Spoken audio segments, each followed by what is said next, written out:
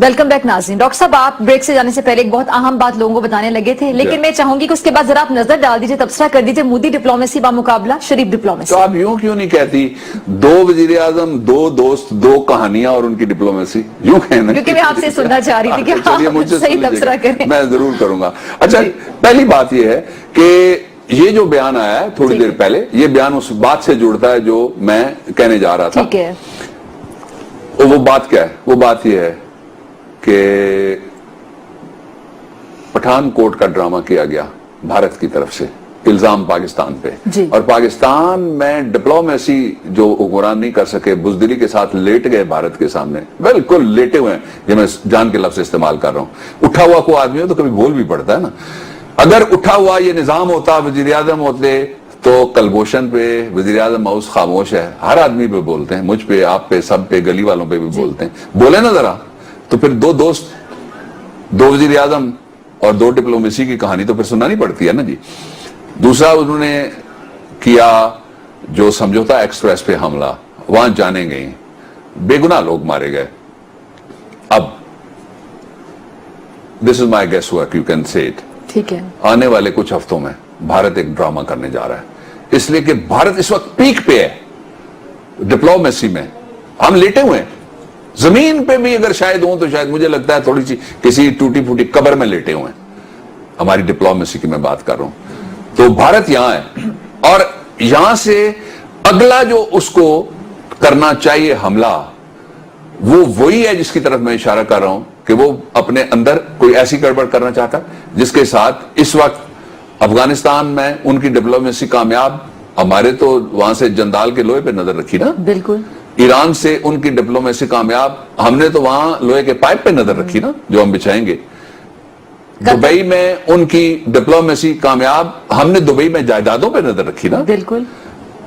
قطر میں ان کی ڈپلومیسی کامیاب, ہم نے ایک متنازع گیس LNG قطر سے خریدنے کے ایک ایسے ظالمانہ اور ایسے جابرانہ اور ایسے 420 نوعیت کی حالات کے معاہدے کے اندر ہم پھنسے ہوئے نا. ٹھیک ہے جی. سعودی عرب کے ساتھ یہ ملیں لگانے پہ لگے رہے نا, پاکستان کے ساتھ دل تو نہیں جوڑا نا. سعودی عرب تو ہمارا دست و بازو تھا. آج ایران, ہم نے ان کے بے شمار ملک ایسے ہیں اس علاقے کے جو 65 کی جنگ میں ہم نے ان کے ایئرپورٹس استعمال کیے.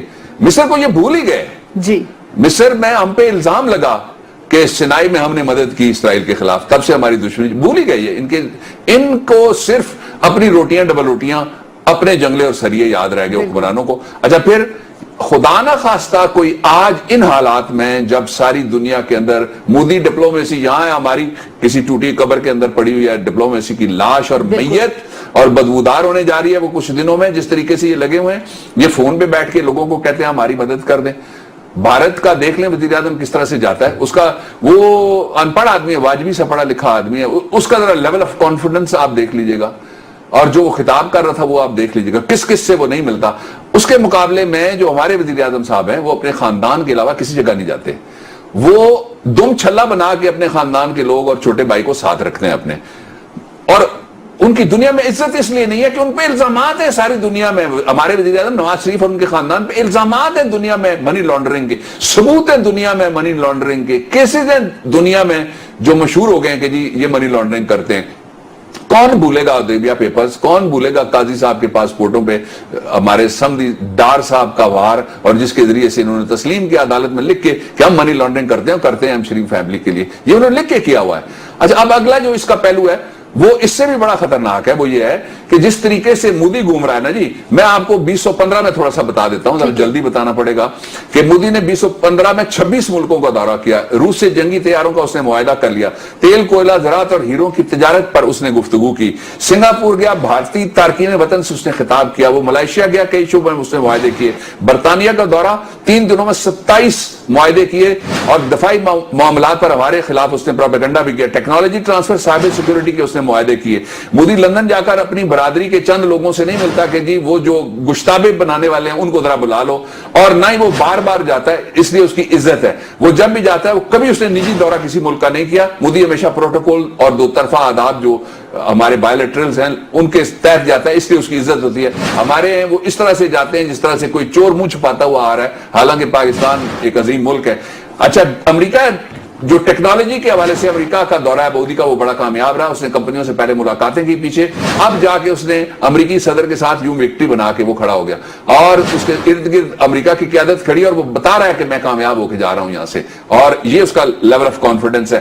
متحدہ عرب امارات کے دورے میں اس کو زبردست پذیرائی ملی. میں اس پہ کئی دنوں سے پہلے بھی ماتم کر رہا ہوں, اب بھی کر رہا ہوں کہ ہمارا دوست ہم سے چھین لیا گیا. متحدہ عرب امارات کو اس نے قائل کیا کہ دہشت گردی کہاں سے ہو رہی ہے, آپ سمجھ رہی ہیں, میں نام نہیں لیتا.